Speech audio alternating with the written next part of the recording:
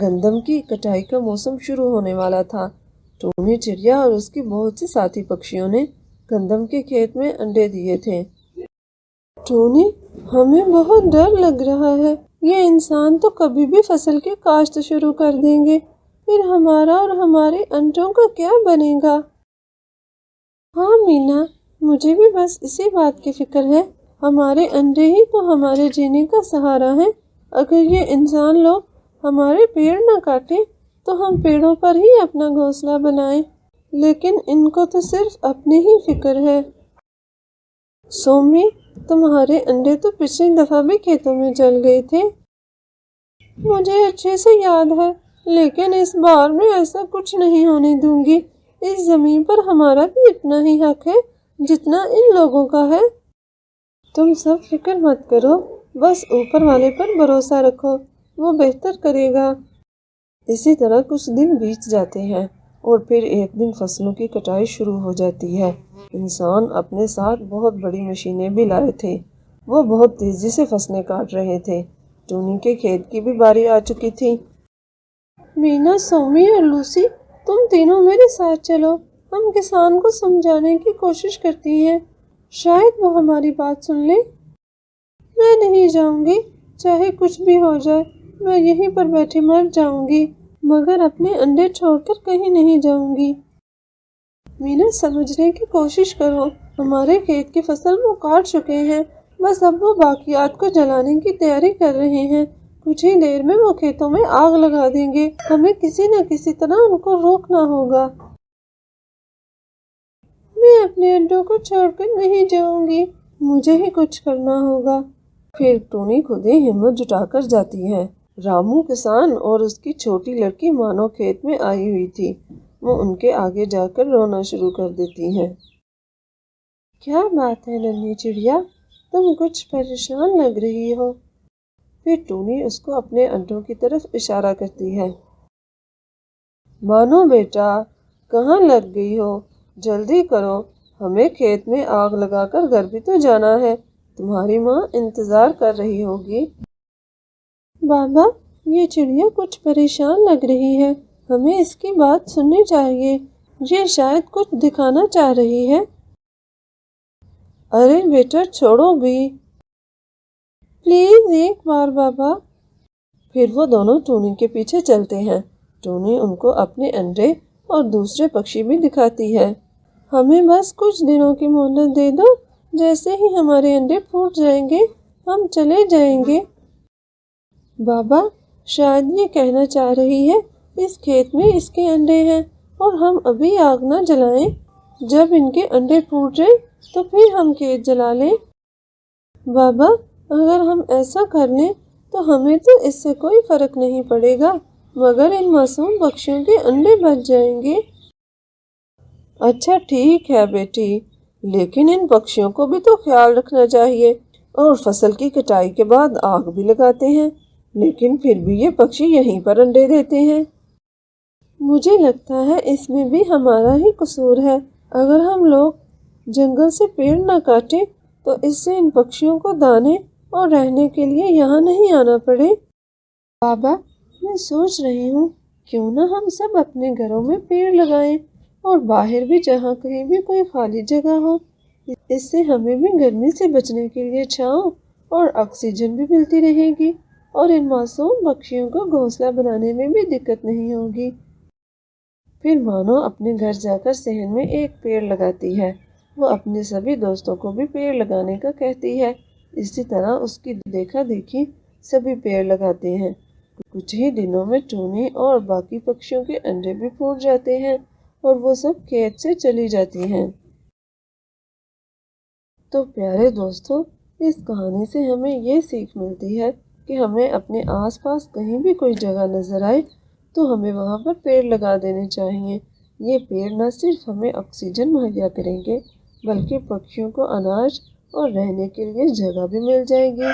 پیڑ لگانے کے بعد ہمیں ان کا خیال بھی رکھنا ہوگا، انہیں وقت پر پانی دینا ہوگا۔ دور ایک جنگل میں نیلو چڑیا رہتی تھی، اس کے پاس ہی ایک کٹو مرغی تھی۔ نیلو اور کٹو کی بہت گہری دوستی تھی۔ दोनों कई घंटों तक इकट्ठी बातें करती रहती। आज कट्टो कुछ परेशान थी। क्या बात है कट्टो, तुम परेशान दिखाई दे रही हो? हाँ नीलो, अब तुमसे क्या छुपाना, मैंने पिछले दिनों ही अंडे दिए हैं, बस इसी बात की फिक्र हो रही है। लेकिन कट्टो, इसमें परेशानी की तो कोई बात नहीं, ये तो बहुत खुशी की बात है। खुशी की तो बात है, लेकिन तुम तो जानती हो ना, यहाँ से कुछ ही दूरी पर चील रहता है। मुझे बस चील ही की फिक्र है, कहीं वो मेरे अंडों को नुकसान न पहुंचाए। हाँ, ये बात तो वाकई परेशानी की है, लेकिन तुम फिक्र मत करो, मेरा घोंसला ऊपर है, मैं चील का ध्यान रखूंगी और उसके आने से पहले ही तुम्हें सावधान रहने के लिए कह दूंगी। तुम बहुत अच्छी हो, तुमने हमेशा मेरी सहायता की, तुम्हारा बहुत बहुत शुक्रिया। इसमें शुक्रिया की क्या बात है, हम दोनों दोस्त हैं और दोस्ती में ये सब चलता है। नीलो फिर वहां से अपने घर आ जाती है। नीलो रोज अपने घोंसले से चील के आने का ख्याल रखती। उनसे कुछ ही दूरी पर सोमी कव्वी रहती थी। सोमी इन दोनों की दोस्ती से बहुत जलती थी। इससे पहले भी बहुत बार उसने इन दोनों को लड़वाने की कोशिश की, लेकिन हर बार नाकाम लौटी।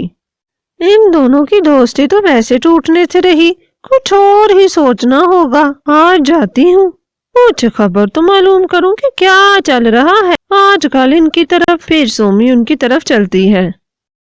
सोमी इन दोनों के घर जाती है। पहले वो कट्टो के घर जाती है।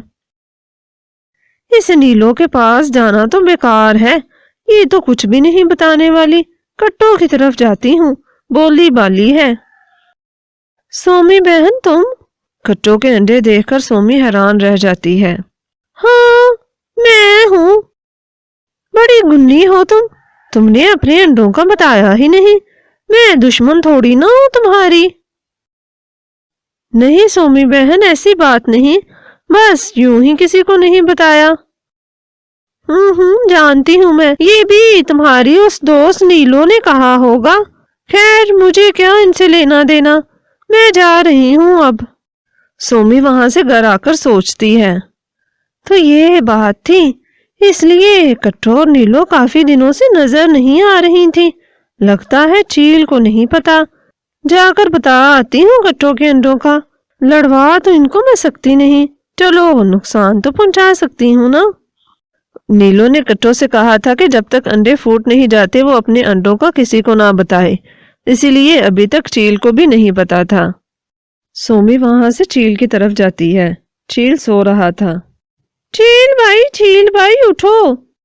क्या है सोमी, क्यों उठा दिया मुझे? अभी तो सोया था। तुम यहाँ सोते रहो और वहां तुम्हारी आंखों में धूल झोंकी जा रही है। क्या मतलब है सोमी, सीधी बात करो।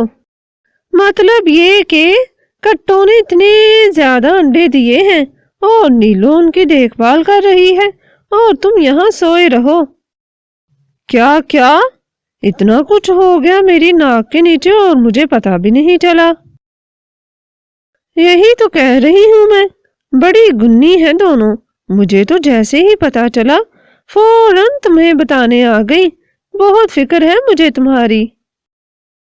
ये तो बहुत अच्छा किया तुमने, इतने दिनों से कोई ढंग का खाना ही नहीं मिला, रोज भूखे पेट सोता हूँ। बस अब तो कुछ ही दिनों में मरने वाला था भूख से। ओहो मेरा भाई, क्यों ऐसी बातें कर रहे हो? मरे तुम्हारे दुश्मन, तुम्हारी बहन है ना, तब तक ऐसी नौबत नहीं आएगी। ये तो है। अच्छा मैं अब जाता हूँ, जरा अंडों पर तो हाथ साफ करूं। जाओ जाओ, याद रखना 50-50 की बात हुई है हमारी। हाँ हाँ याद है। ड्रामेबाज फौरन ही असल बात पर आ गई। चील वहां से कट्टो की तरफ जा रहा होता है कि नीलो की नजर चील पर पड़ जाती है। वो फौरन नीचे आकर कट्टो को खबरदार करती है। नमस्ते कट्टो बहन। आ गए चील भाई? हाँ, तुम्हारी तरफ नहीं आया, कट्टो बहन की खैरियत पूछने आया था। काफी दिनों से दिखाई नहीं दी, सोचा आज खुद ही चला जाऊं, कहीं बीमार तो नहीं पड़ गई। नहीं चील भाई, मैं ठीक हूँ। हाल चाल तो कुछ देर पहले तुम्हारी बहन सोमी पूछ के गई थी, बता दिया होगा उसने तुम्हें। अच्छा, सोमी भी आई थी? मुझे तो कई दिनों से मिली ही नहीं, मैंने सोचा कहीं मरवर ना गई हो। अच्छा, ये कैसे हो गया? इसका तो खाना तुम्हारे बगैर हजम नहीं होता, फिर ये कैसे हो गया? नीलो, तुम कुछ ज्यादा ही तेज हो। होशियार हूं तो तभी यहाँ गुजारा कर रही हूँ। ज्यादा होशियार होना भी अच्छा नहीं होता, अपने काम से काम रखा करो। तुम्हारी तरफ नहीं आया जो मुंह भर भर कर बातें सुना रही हो। मेरी तरफ आओ या कट्टो की तरफ, एक ही बात है। अच्छा कट्टो बहन, चलता हूं मैं, तुम्हें तो बाद में देखूंगा मैं। इसको पता चल गया मेरे अंडों का, अब ये खा जाएगा, क्या करूं मैं नीलो, मुझे बहुत फिक्र हो रही है। तुम परेशान मत हो, और इससे जितना डरोगी ना उतना ही ये डराएगा, मैं हूं ना, फिक्र मत करो। उधर चील भी आ जाता है। सोमी कहती है, कहाँ है मेरे हिस्से के अंडे, जल्दी दो, मुझे भूख लगी है। कहाँ से दूं अंडे, खुद तो देने से रहा। क्या मतलब कहाँ से दूं, लेकर नहीं आए, खुद ही खाए होगे। नहीं, वो नीलो ने सारा खेल बिगाड़ दिया, उसने मुझे अंदर जाने ही नहीं दिया, वरना उस कट्टो की ये मजाल कि वो मुझे रोक पाए।